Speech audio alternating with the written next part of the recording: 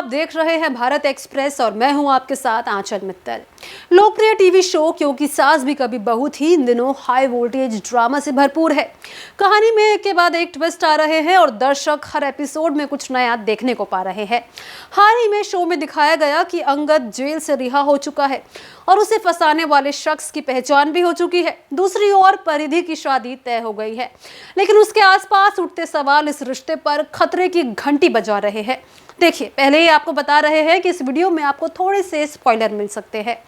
Show में एक बड़ा खुलासा तब होता है जब तुलसी को वृंदा के एक्सीडेंट से जुड़ी अहम जानकारी मिलती है।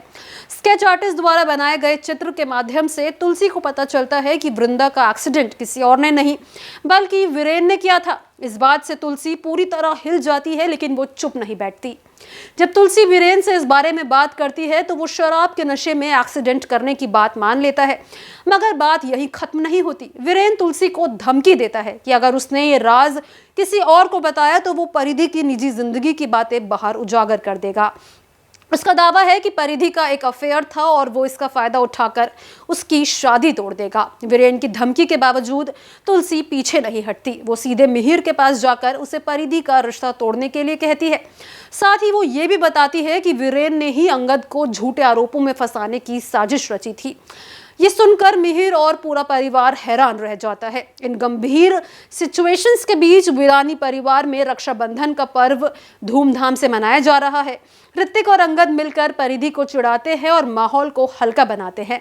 इसी बीच नंदिनी की भी घर वापसी हो जाती है, लेकिन उसके आने में कुछ पुराने जख्म फिर से हरे हो जाते हैं।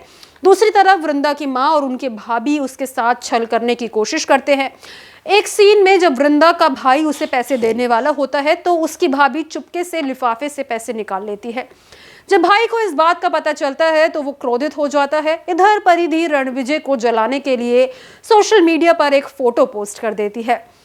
इस हरकत से ऋतिक काफी हैरान हो जाता है और जाकर ये बात नंदिनी को बताता है। ऋतिक का मानना है कि परिधि की शादी एक परिपक्व फैसला नहीं बल्कि उसके ईगो से जुड़ा कदम है। ऋतिक की बात सुनकर नंदिनी तुलसी से इस बारे में बात करती है। नंदिनी को लगता है कि परिधि अभी तक रणविजय को लेकर परेशान है और शादी का फैसला जल्दबाजी में उसने लिया है।